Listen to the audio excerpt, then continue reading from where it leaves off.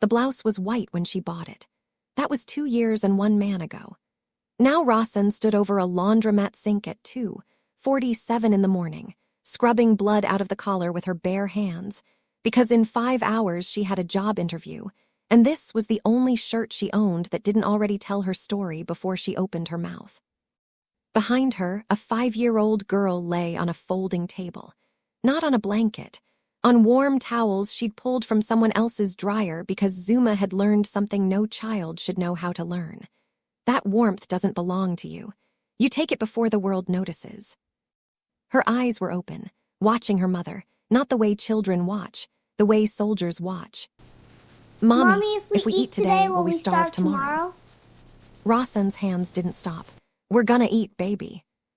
Quiet, then worse. Not scared, not confused. Calm, the kind of calm that makes your stomach drop because a 5-year-old has no business being that steady. And if we go back, he'll hit you again. The water kept running. The stain kept holding. And Rosanne didn't answer because both answers ended the same way and her daughter already knew it. $7.32. That's what sat in Rosanne's bank account. $7 between eating today and begging tomorrow. A quarter tank of gas between this parking lot and the one she'd sleep in tonight. A phone at 12% between her and a world that had already stopped picking up. 9 days ago, she'd had a roof. She'd had a kitchen. She'd had a man named Harper who cooked dinner on Sundays and called her beautiful on Mondays and broke her jaw on a Tuesday because she'd answered a text message 2 minutes too slow. He'd done worse before. Quieter things. The kind of violence that doesn't leave marks where people check. But that Tuesday, he did it with the lights on. And Zuma was standing right there in the hallway holding one shoe. Not crying. Not screaming. Just standing perfectly still like a child who had already memorized the rules of a game nobody should be playing. Something in Rosanne shifted that night. Not broke. Shifted. Because broken people don't move, and Rosanne moved. She grabbed Zuma with one arm and a plastic bag with the other and walked out the front door barefoot at midnight into air so cold it felt like the world was trying to tell her something. She didn't look back. Not because she was brave. Because looking back meant measuring the distance, and if she measured the distance, she might realize it wasn't far enough. Now here she was, 9 days later. Washing the evidence of a life she was still wearing out of a shirt she needed to perform a future she wasn't sure she'd survive long enough to reach. She didn't know that 6 blocks east, in a restaurant that served as the front parlor of an empire most people only whispered about, a man named Morris was sitting alone at a booth in the back, turning a phone over and over in his hands. Not reading it, not dialing, just holding it the way people hold things they're afraid to open. On that phone was a voicemail, 22 seconds long, 3 years old, from his sister Corinne, the last time she ever reached out to anyone. He'd never played it back, not once. Because playing it meant hearing her ask for the one thing he could have given, and didn't. In a few hours, his world and Rosanne's would collide over something so small it should have meant nothing. A little girl, sitting on a bench outside his restaurant, squeezing ketchup packets into her mouth like they were meals. And the careful, practiced, absolutely devastating way she wiped her lips afterward and whispered to herself, "Save some for Mama." Morris had built his life on knowing when someone was about to break. He'd read it in the faces of men who owed him money. He'd heard it in voices that cracked over the phone at 2 in the morning. But he had never, not once, heard it in the voice of a child doing arithmetic with hunger. And that was the sound that would change everything.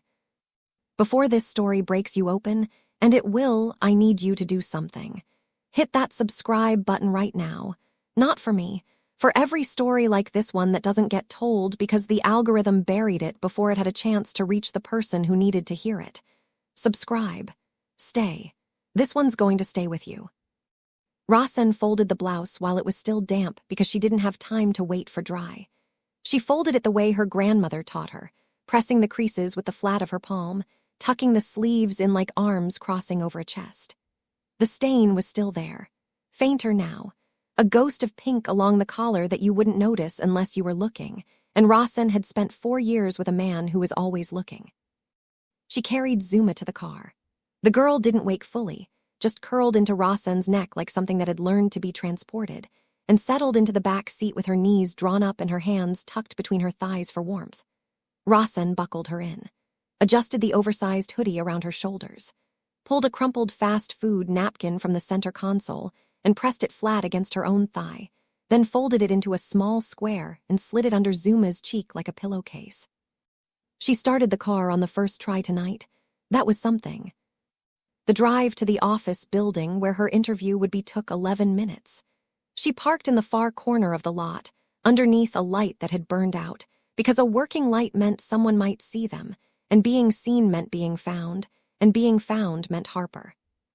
She killed the engine, checked her phone. 12%, one notification. A text from a number she hadn't saved, but recognized the way your body recognizes a sound it's been hit to. You can't hide forever. Bring my daughter home. She deleted it without reading it twice. Then she deleted the entire thread. Then she turned the phone face down on the passenger seat and pressed her fingers into her eyes until she saw colors that didn't exist. Behind her, Zuma stirred. What came next was the part that made Rosanne's chest feel like it was filling with concrete. Not the text, not the parking lot, not the hunger or the cold or the 12% standing between her and total disconnection. It was the sound of her 5-year-old daughter reaching across the back seat in the dark and testing the door locks. 1, 2. She unclicked her seatbelt, leaned across to the other side, and tested the third. Then climbed into the front passenger seat, tested the fourth, and climbed back. Buckled herself in again, tucked her hands back between her thighs. Settled. She didn't say anything. She didn't need to. This was their system. They had built it together over 9 nights in parking lots, gas stations, and one Walmart that let them stay until a security guard tapped the window at 4 a.m. with a flashlight and a face that said he was sorry but still meant leave. 4 locks, 4 clicks, then sleep. Rosanne reclined her seat 2 inches. Not all the way, because all the way meant she couldn't see the mirrors, and the mirrors were the only thing between her and whatever might walk across the lot while they were unconscious. She positioned her keys between her fingers the way she'd seen women do in self-defense videos she used to think were paranoid. She set her phone alarm for 6:15, 2 hours and 40 minutes from now. Enough time to change in a gas station bathroom, apply lipstick in the rearview mirror, and walk into that building like a woman who had slept in a bed, eaten breakfast, and had never once been dragged across a kitchen floor by her hair while her daughter watched from 11 feet away and didn't make a single sound. Zuma's breathing evened out behind her. Rosanne's never did. She looked like someone who had never missed a meal. That was the point. Rosanne had spent 40 minutes in a gas station bathroom constructing a woman who didn't exist. The blouse, still faintly pink at the collar but buttoned high enough to hide it. Lipstick she'd stolen from a CVS 6 days ago because she couldn't afford it and couldn't afford not to have it. Hair pulled back tight and smooth, every strand in deliberate agreement with every other strand, because if she couldn't control anything else in her life, she could control this. Posture like architecture, smile like a locked door. She walked into the building at 7:58, 2 minutes early. Not too eager, not too casual. The receptionist pointed her to a chair, and Rosanne sat with her ankles crossed and her hands folded over her purse, which contained her phone, her ID, a crumpled $5 bill, and a half-eaten granola bar she was saving for Zuma. Ross called her in at 8:07. A woman in her 40s with reading glasses pushed up on her head and a desk organized with the precision of someone who believed neatness was a personality trait. She shook Rosanne's hand firmly, smiled, gestured to the chair across from her. The interview lasted 14 minutes, and for 12 of them, Rosanne was winning. She answered every question like a woman who had spent years being good at things nobody noticed. She was sharp, specific. She talked about inventory systems and accounts receivable with the quiet fluency of someone who had run a household on invisible money and called it budgeting. Ross nodded, made small sounds of approval, wrote something in the margin of Rosanne's resume that looked like a star. Then she slid the intake form across the desk. Rosanne filled it out in blue ink, her handwriting precise and unhurried. Name, date of birth, social security number, emergency contact. She paused on that one. Wrote no one, then crossed it out and wrote Lois, and then crossed that out too and left it blank. Ross pretended not to notice. Then the address line. Rosanne's pen hovered. She could feel the air in the room recalibrating, the way it does when someone is about to reveal something they've been architecting around for the last 14 minutes. She considered lying. She had addresses memorized from old apartments, expired leases, places she'd lived before Harper. But the form asked for current. And current was a word that had teeth. She wrote the name of the women's shelter on Greenwood Avenue. Ross read it. Her expression didn't collapse. It didn't harden. It did something worse. It softened into the specific geometry of pity that people use when they've already made a decision but want you to feel respected while they deliver it. "We'll be in touch," Ross said. Outside, the air hit Rosanne like a correction. She stood on the sidewalk for a moment, holding her purse against her stomach, breathing through something that wasn't quite tears because she had scheduled those for later, in the car, after Zuma was asleep. She found Zuma on a bench 12 feet from the entrance. Not alone. A woman Rosanne had never seen before was sitting beside her, dark hair, apron still on, holding out a muffin wrapped in a paper napkin. Zuma was holding it with both hands. "She's been very polite," the woman said. She had a name tag that read Bianca. Rosanne opened her mouth to say thank you, to say you didn't have to say we're fine. But Zuma looked up at her and pulled something from her coat pocket. Half a muffin, carefully broken, wrapped in a second napkin she'd folded herself. "I saved you the bigger part, Mama." Rosanne took the muffin half from Zuma's hand and slid it back into the girl's coat pocket. "You eat that, baby. Mama already had something." She hadn't. Zuma knew she hadn't. But Zuma also knew that this was one of the lies they shared, the kind that wasn't meant to convince anyone but existed so they could both look at each other and agree to keep going. She thanked Bianca the way you thank someone when accepting kindness feels like signing a contract you haven't read. Stiff spine, brief eye contact, a smile that did its job and clocked out. Bianca didn't push. She just nodded and walked back inside the restaurant, her apron catching the wind as the door swung shut behind her. Rosanne sat on the bench and pressed her fingertips into her temples and tried to do math that didn't have a solution. $5 and change left. A quarter tank. An interview that was already dead the moment her pen touched the address line. She could feel the edges of something closing around her. Not fast, not violent, just the slow tightening of a world that had been designed without a slot for women like her to slide into. Beside her, Zuma was quiet, for about 90 seconds. Then Rosanne heard the sound. A small plastic tearing, precise and practiced, the way you open something when you've done it many times and don't need to think about it anymore. She turned and saw Zuma standing at the outdoor condiment station beside the restaurant's front window, pulling ketchup packets from the dispenser one at a time. She tore the corner off the first one with her teeth, tilted her head back, squeezed it into her mouth like it was something, swallowed, reached for the next. Rosanne was on her feet before she knew she was moving. She knelt in front of Zuma and wiped the red from the corner of her mouth with her thumb and said nothing, because the words that existed for this moment hadn't been invented yet. She just knelt there on the concrete with her hand on her daughter's face and smiled, because that was the only tool she had left, and it was breaking. Inside the restaurant, 20 feet from the window, a man named Morris sat in the back booth with a glass of water he hadn't touched and a ledger he'd stopped reading. Across from him, Brooks was mid-sentence about a shipment delay, something about a port authority holdback and a number that needed adjusting. Morris wasn't hearing any of it. He was watching the woman through the glass, on her knees, wiping red from a child's mouth, smiling like the act of smiling was costing her organs. His hand tightened around the glass until his knuckles whitened. Brooks stopped talking. He'd worked with Morris long enough to recognize when the man left the room without standing up. "Boss." Morris didn't answer. He wasn't in the restaurant anymore. He was standing on a sidewalk 3 years ago, outside an apartment on Delancey Street, looking up at windows where the curtains hadn't been opened in weeks. He'd noticed. He'd thought it was odd. Then his phone had buzzed with something that mattered more, and he'd walked away, because that's what you do when you've convinced yourself that the people you love are fine simply because you need them to be.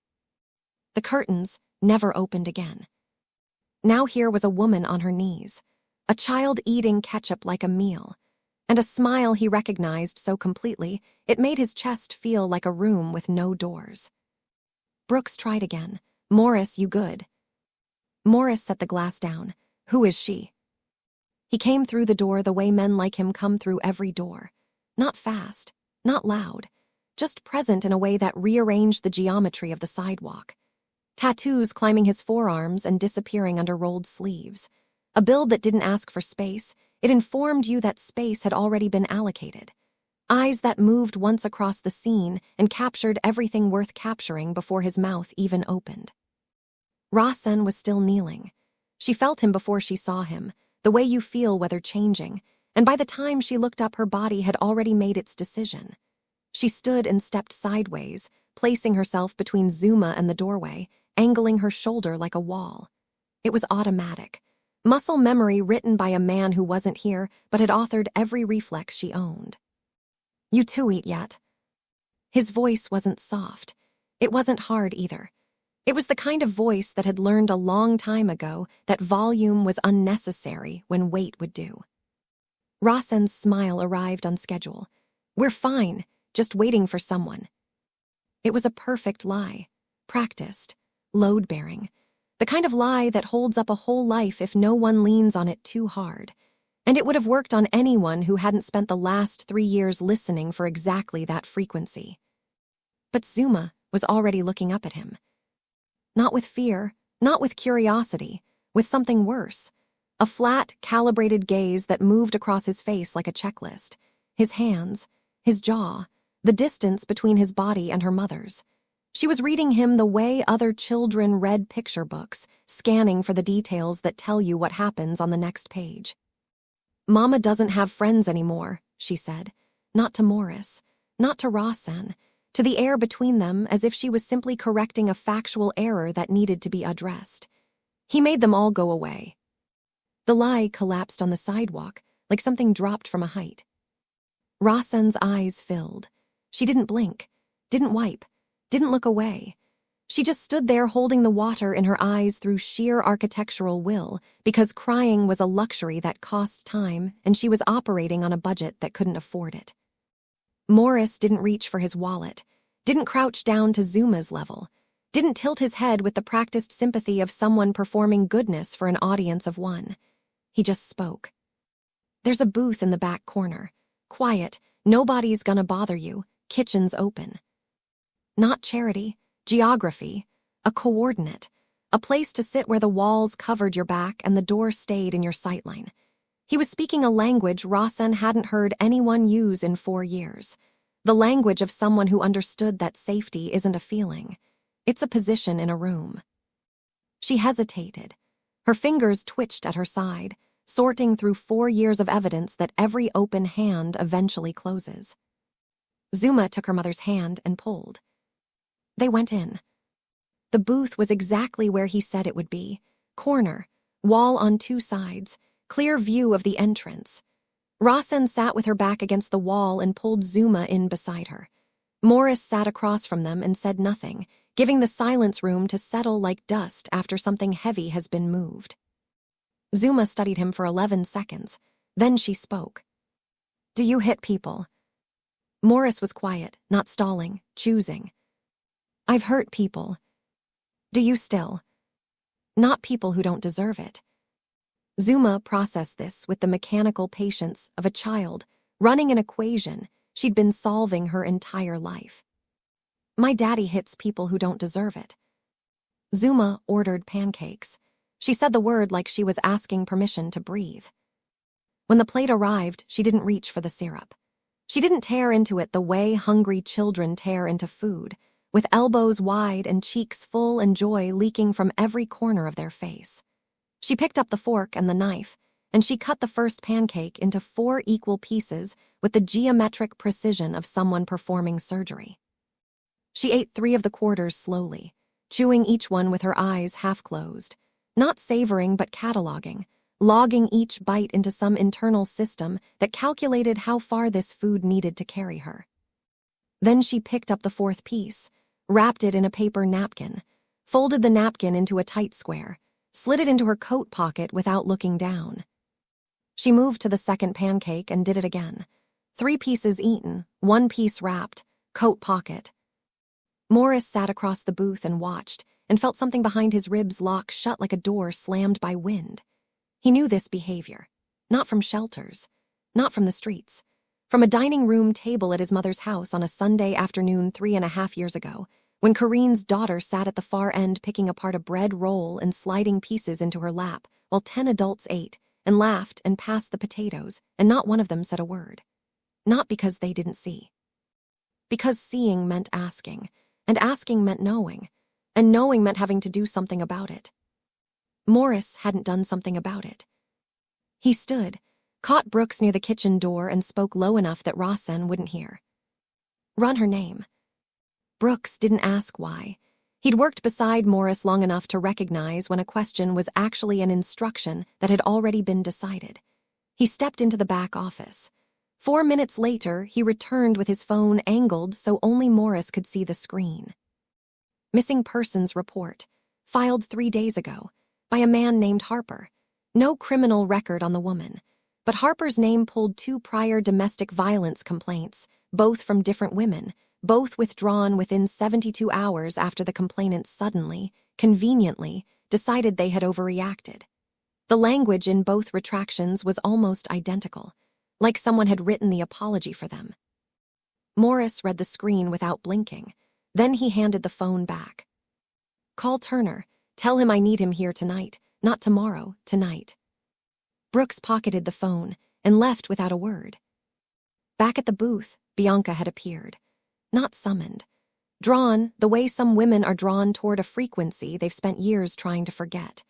She was sitting across from Rosanne with 2 cups of coffee she hadn't been asked to bring, her hands wrapped around her own mug the way you hold something when you need your hands to be busy so the rest of you can be still. She didn't ask what happened, didn't ask where Rosanne came from, didn't offer the usual inventory of kind, useless things people say when they encounter damage they don't intend to get involved with.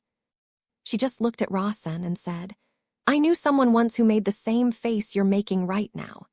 Like smiling was a job she was showing up to every day and clocking in and doing the work even though nobody was paying her for it and nobody was going to promote her for it, and the whole thing was going to kill her eventually. Rosanne looked at her for a long time.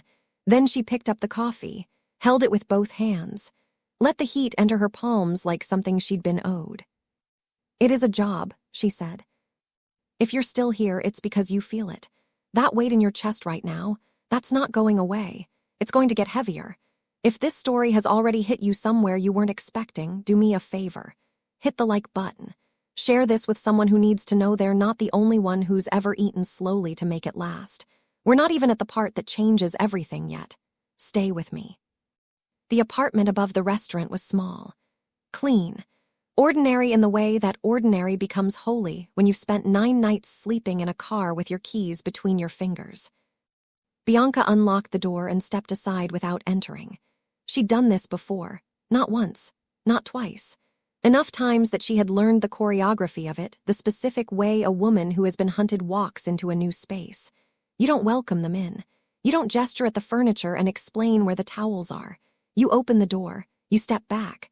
You give them the threshold and let them decide what to do with it. Rosanne stepped inside. Zuma stayed pressed against her leg. She didn't exhale. She didn't look at the couch or the kitchen or the small window where evening light was making the curtains glow the color of weak tea. She started working.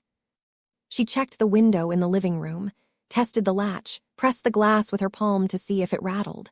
She moved to the kitchen, opened the cabinet under the sink, looked behind the refrigerator, checked the back door. Locked.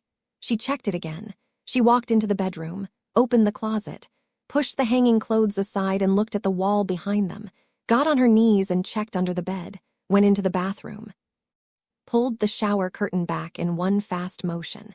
The metal rings scraping across the rod like a sound, fecked from a life she was still living in even though she'd driven away from it 9 days ago. Empty, everything was empty, everything was safe. But safe was a word Rosanne had stopped trusting a long time ago, Because safe was what Harper called their apartment when he wanted her to stop flinching. Safe was what her mother Lois said on the phone when she told Rosanne to go back. Safe was a word other people used to describe places they controlled, and Rosanne had learned that the only safety that counted was the kind you could verify with your own hands. She walked back to the front door, tested the deadbolt. The mechanism was heavy, solid. It slid into the frame with a sound like a sentence finishing. She unlocked it, locked it again, unlocked it, locked it, unlocked it, each time pressing her fingertips against the metal plate to feel the bolt seat itself into the strike, confirming with her body what her ears were reporting to her brain. 3 times. She tested it 3 times. Zuma had been standing in the center of the room the entire time, watching, not frightened, not confused, patient the way children are patient when they understand that what their mother is doing isn't strange but necessary. A ritual she'd witnessed so many times it had become as ordinary as brushing teeth. She walked to the door, reached up on her toes, turned the deadbolt herself, felt it click. "It works, Mama." 3 words, small hand still on the lock. Eyes looking up at a woman who had spent 9 days holding the whole world together with her fingernails and her lies, and a blouse that still carried the ghost of a stain she couldn't get out. Rosanne's back found the door. She slid down it the way things slide when the structure holding them up finally admits it was never a structure at all, just a woman pretending to be one. Her hands came up over her mouth. The sound that came out wasn't crying. It was quieter than that, older than that. The sound of something that had been held underwater for 4 years finally being allowed to surface. Zuma sat down beside her, put one hand on her mother's knee, said nothing. She had done this before. Turner arrived at 9 the next morning with a briefcase and the face of a man who had stopped being surprised by anything years ago. He sat across from Morris in the back booth and opened a laptop and laid out what they were dealing with in the flat, procedural language of someone who understood that emotion was a luxury the legal system didn't trade in. Harper had filed the missing persons report 4 days ago. The language was precise, calculated. Words like erratic behavior and emotional instability and grave concern for the welfare of the child. Not kidnapping, missing persons. Because kidnapping implied a crime and a crime implied an investigation, and an investigation might turn up things Harper didn't want turned up. But a missing persons report implied a fragile woman who had wandered off with a child she couldn't properly care for, and that framing did something worse than criminalize Rosanne. It pitied her. It made her a patient instead of a fugitive, and patients get returned to the people who claim to care for them. Turner pulled up the supporting documentation, a signed statement from a woman named Lois, Rosanne's mother. Morris read it without expression. The statement described Rosanne as prone to episodes, said she had a history of paranoid thinking, said she had become increasingly detached from reality in recent months, and that Harper had been a stabilizing presence in the home. Every sentence was a bullet fired from inside the house. Turner closed the laptop. He's not stupid. He's built a paper trail that makes her look like the danger and him look like the concerned partner. If this goes before a judge without counter-evidence, she loses the girl. Morris said nothing for a long time. Then he said, "What do we need?" "Witnesses, documentation. Someone besides Rosanne who can speak to what he is." Upstairs, Rosanne's phone rang. She looked at the screen. The number wasn't saved, but it didn't need to be. Some numbers you memorize the way you memorize the sound of a door opening too fast. She answered. "Baby," Lois's voice arrived like weather from a childhood that had stopped existing. Warm, practiced, carrying the specific cadence of a mother who had chosen comfort over truth so many times the two had become indistinguishable. "Baby, just come home. He's sorry. He's been going to church. You know how he gets, but he's working on it. You're embarrassing this family, Rosanne. People are asking questions." Rosanne held the phone so tight the case creaked against her palm. She could feel herself listing toward the voice the way a building lists toward the side where the foundation has been quietly rotting for years. Not because she believed it, because the voice was her mother's, and somewhere beneath 4 years of wreckage, there was still a daughter in her who wanted her mother to choose her. Just once. Just this one time. Lois kept talking. Rosanne hung up without saying a word. 40 miles east, in an apartment that smelled like cigarettes and something floral sprayed to cover something worse, Brooke sat across from a woman named Stacy. She was 26. She had brown hair pulled into a ponytail and 3-day-old bruises running up both forearms in the pattern of fingers that had gripped and squeezed and held on long past the point where holding becomes something else entirely. Brooks explained who had sent him, what they needed, why. Stacy listened with her hands folded in her lap, very still, the way women sit when stillness has become their primary language. When he finished, she asked only one question. Is she safe, the one before me? Brooks nodded. Stacy looked down at her own arms, then back up. He told me I was the first one he ever loved. Bianca told her on a Wednesday. Not over coffee, not gently. She told her the way you tell someone something that has been sitting in your throat for days, all at once, standing in the kitchen of the apartment while Zuma slept in the next room with one hand still resting against the deadbolt. She'd started treating like a stuffed animal. She told Rosanne about Corrine, Morris's younger sister, 24 when she died. A woman who laughed too loud in restaurants and wore earrings that didn't match on purpose and called Bianca every Sunday morning to talk about nothing for 45 minutes because talking about nothing was how they told each other everything. She told her about the man Corrine was with, how the bruises started in places clothing covered and migrated outward over months like something spreading beneath the skin, how Corrine stopped answering Sunday calls, how the earrings stopped being mismatched because the man didn't like it, and how that detail, more than any bruise, was the thing that told Bianca the woman she knew was being disassembled from the inside out. She told her about the 3 phone calls Corrine made to Morris in her final week. 3 calls, no answer. He was in meetings. He was handling things that felt urgent because urgency was the currency his life ran on, and his sister's voice had never sounded like an emergency because she had been trained by then to make everything sound fine. She told her about the voicemail, 22 seconds, left on the 3rd call, never played back, not once in 3 years. She told her about the funeral. Morris in a suit that cost $4,000 standing in a room that cost $300 a month and not saying a word to anyone for 2 hours. Then Bianca said, "He's not saving you, Rosanne. He's answering a phone that stopped ringing 3 years ago." Rosanne found him in the booth downstairs. The restaurant was closed. The chairs were up on the tables.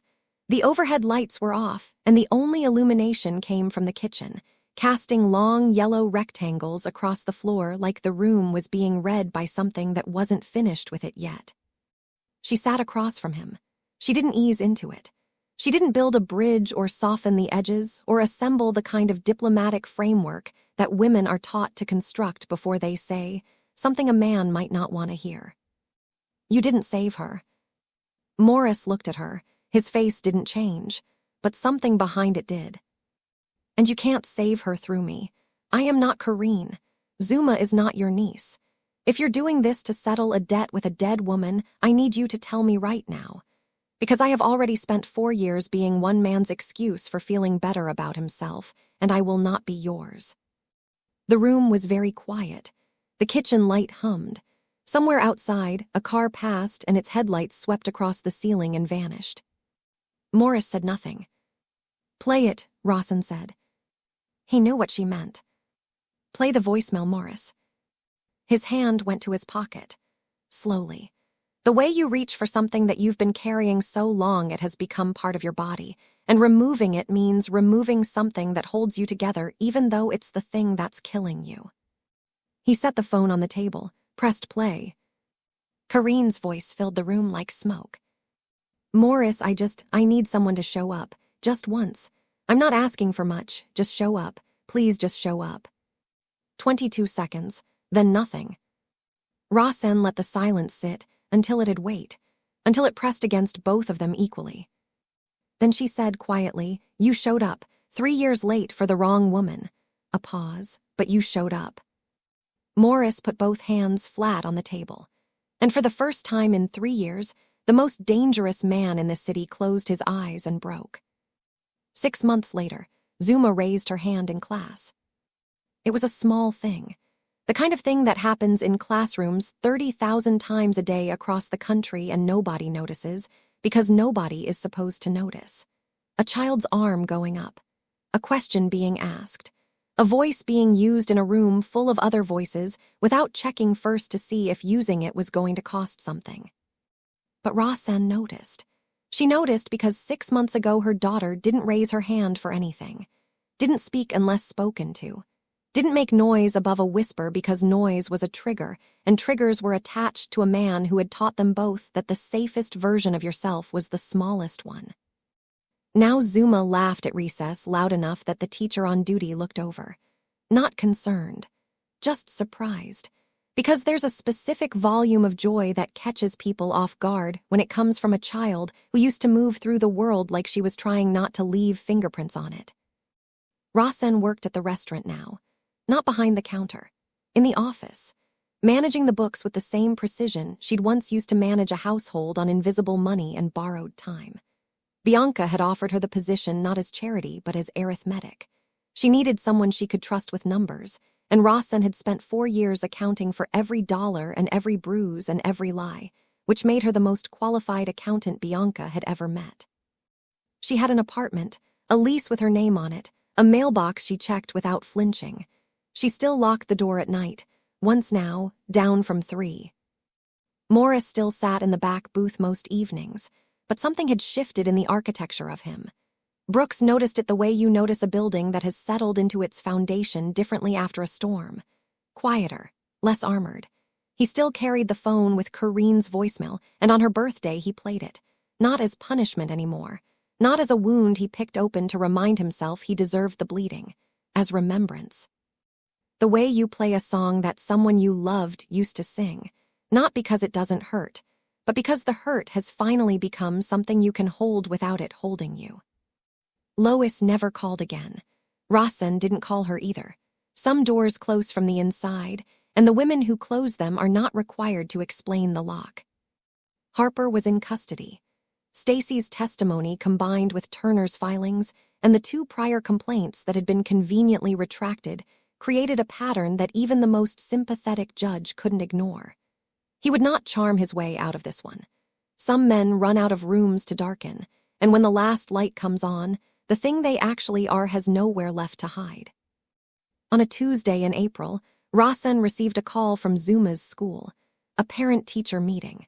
She drove there with steady hands and walked in without checking the parking lot twice. The teacher's name was Ross, the same woman who had sat across a desk from Rosanne 6 months ago and flinched at a shelter address. She didn't acknowledge the history, but when she shook Rosanne's hand, she held it half a second longer than procedure required. On the desk was a drawing, a class assignment. The prompt had been simple: draw what makes you feel safe. Every other child had drawn a house, a parent, a dog. Zuma had drawn a door, just a door, no walls around it, no house attached to it, no room behind it. A single door rendered in thick black crayon with a lock so heavy and so deliberate that she had pressed the crayon into the paper hard enough to nearly tear through it. Ross looked at Rosanne with gentle concern. I wasn't sure what to make of it. Rosanne picked up the drawing, held it against her chest with both hands the way you hold something that contains an entire language only 2 people in the world speak fluently. It's perfect, she said. Her voice didn't shake. For the first time in this entire story, it didn't shake. It means she sleeps now. If that last line is sitting in your chest right now and you can't quite breathe around it, you're not alone. Every like, every share, every subscribe tells this channel to keep telling stories like Rosanne's. Stories that don't get prime time. Stories that live in laundromats at 3 in the morning and in drawings made by 5-year-olds who learned what safety means before they learned how to spell it. Share this video. Not for the numbers. Because somewhere out there, someone is checking their locks tonight, and they need to know that eventually, once is enough.